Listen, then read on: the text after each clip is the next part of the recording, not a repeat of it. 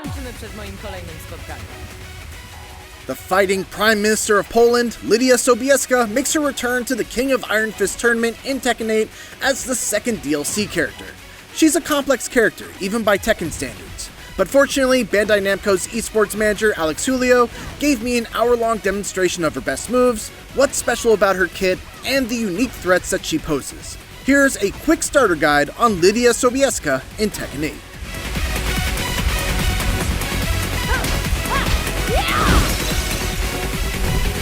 Like her Tekken 7 iteration, Lidia is a character that utilizes a lot of stances. In Tekken 8, she has a total of 4 of them. They are Cat Stance, Horse Stance, Striking Wolf Stance, and Heaven and Earth. Each stance has a number of follow-ups, from lows to quick highs that beat jab mashes, to punishing mids that can lead to hugely damaging combos. She's a character that can leave her opponents scared to press buttons, and when they're conditioned into that state, then she can use moves that are plus on block to keep her pressure going. She's also got very strong punishes, a fully tracking low that we'll go over in just a bit, and very strong approach tools in both her forward 2 and forward 1. She's also a character that benefits greatly from her heat gauge, which we'll go over right now as we talk about her best moves, starting with the aforementioned forward 2. A returning move from Tekken 7, forward 2 is a mid-punch that leaves Lidia at +5 on block and forces her into horse stance, regardless if the attack hits or is blocked. On hit, the opponent is in a real bad spot. It's +15 and leaves her in a position where she can do pretty much any follow-up in horse stance and it will beat mashing.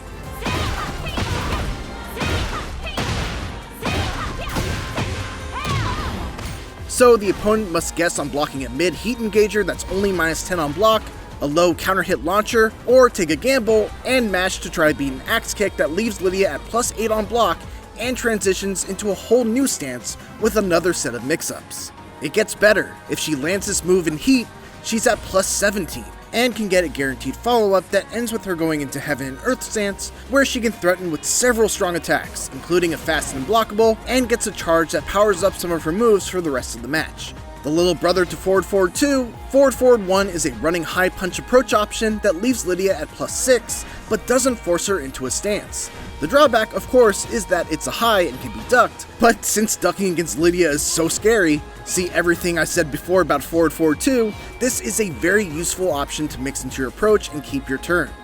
Her forward 1+2, 3, 1+2 string, called Political Storm, is back with a new twist. There's a clean hit property to it if you do a quarter circle forward 1+2 for the last hit that adds on a bit of extra damage. Aside from that, it's Lidia's 14-frame Punisher, a heat engager, has fantastic range, and while the final hit of the combo is launch punishable, she can stop after the second hit and only be -10. Alex warned though that it is no longer hit confirmable between the third and fourth hit like it was in Tekken 7. Back 1 is a safe mid heat engager with 18-frame startup, is +2 on block, will wall stun if close to the wall, and knock down if it hits while you're already in heat. Not much else to say about it other than, that seems pretty good. Down forward 2 is a 15-frame mid that goes into cat stance and is +11 on hit, which means that if it hits, once again, the opponent is in a bad spot where they'll have to guess, as pretty much all of her follow-ups will beat any sort of mashing. From cat stance, she's got a safe mid that leads to a combo on counter hit, a low, and a high follow-up. That said, if the initial move is blocked, the opponent can mash out of it. Next up is down back 4, which is a fairly average low poke.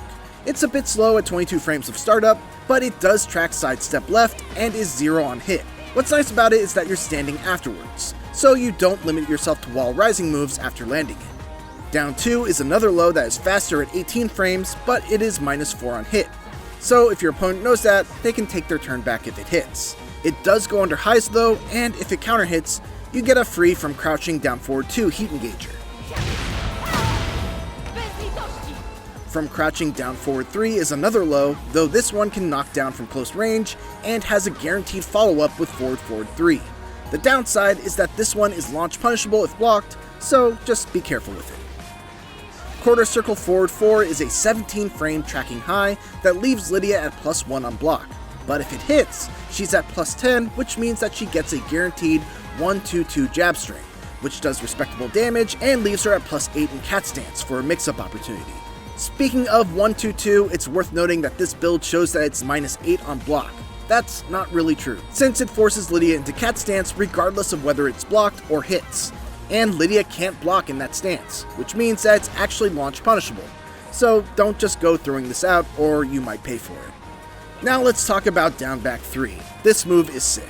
It's a 16 frame, fully tracking low sweep, which means that it cannot be sidestepped either left or right, and if it hits, it leaves you at +7 in horse stance. So it's a position very much like if you had just landed forward forward 2. She does trade against jab mash with some options, but even in those trades, you still have the advantage. As you would imagine, it's launch punishable, so it's a big risk throwing it out, but it's nonetheless a very important tool in her arsenal. Pressing 1 while in horse stance will get you a high homing power crush that transitions into the striking wolf stance. It's +1 on block, so it allows her to continue her pressure, and on counter hit, it's +16. And finally, striking wolf stance 1 is a chargeable mid that is +2 on block and charge, and +7 when fully charged. It's easily sidesteppable and interruptible, but if it hits or is blocked, Lidia is left in a very good position. Without a charge, she's still at +16 and gets a guaranteed follow-up, and if the full charge hits, she gets a damaging full combo. That's by no means an exhaustive look at Lidia's moveset, but these are the moves you'll definitely want to know both if you're starting out using her, or if you want to get a basic understanding of what she wants to do when you're fighting against her. Now let's take a look at her punishers. Lidia's got a punisher for everything from 10 to 15 frames and even beyond. Her 10 frame punish is her 1-2-2 string. It does good damage and leaves her in cat stance at +8. It's an extremely good 10 frame punish. She's also got 1-4, which doesn't force you into stance if you'd rather not transition. For 11 frames, she's got 2-2 and 2-4. Once again, 2-2 transitions into cat stance, but if you'd rather not transition, you can use 2-4. Her 12 frame punish is 4-2-4, which can wall splat and wall break. For 13 frames, she's got back 2-3, which leaves her at +6 on hit. At 14 frames, she's got the aforementioned political storm string that does big damage and is a heat engager as well. For 15 frames, she's got a couple of different combo starting options. 3-2 is her main starter that you'll likely see the most damage out of for 15 frames. There's a just frame property for perfectly timing the second hit that gets you extra damage. Up forward 4 is her hop kick, which is less ideal as it will tornado the opponent afterwards, diminishing some of the damage. And down forward 4-2 is her far-reaching 15 frame punish, which can be followed up by a guaranteed forward 1 and 2. For her wall rising punishes, she's got wall rising 4-2 as her 11 frame, which goes into cat stance. From crouch down forward 2 is her 12 frame, and as we covered before is a heat engager. For 13 frames, she's got wall rising 1-4, which can wall splat, and wall rising 1-2, which puts her into cat stance at +11. For 14 frames, she's got wall rising 3, which gets a free follow-up with forward 1+2 once again, and for 15 frames, she's got the standard wall rising 2 launcher. Now let's put this all together in some combos. Here are a handful using several different launchers that Alex showed me.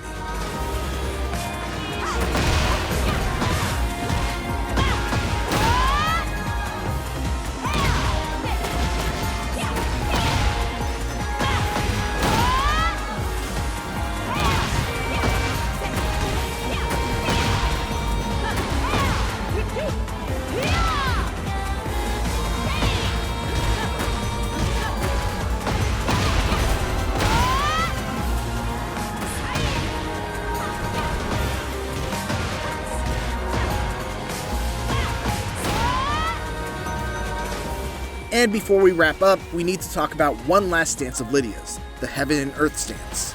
Heaven and Earth is a unique stance in that she can only enter it while in heat or after a heat engager, and she can enter it while in any other stance by pressing up.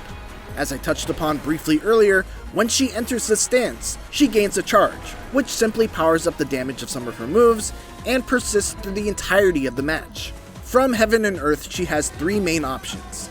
Press 2 for a powerful 13 frame mid that's +6 on block, 1 for an 18 frame power crushing mid that's only -11, and 1+2 for a 16 frame high unblockable attack. And finally, the last thing to know about this stance is that it's also a parry stance. If attacked during it, she will parry, restore some of her heat time, and re-enter the stance with enough time to follow up with one of the attacks she can use out of the stance. Lidia is a complex character, with one of the largest movesets I've seen in Tekken 8. She has ways to mix you up and continue her suffocating pressure. I hope this guide proves useful for both players who want to learn how to play her, and for those looking for ways to deal with her by understanding her moveset just a little bit better. Thanks for watching, and for everything else, keep it here on IGN.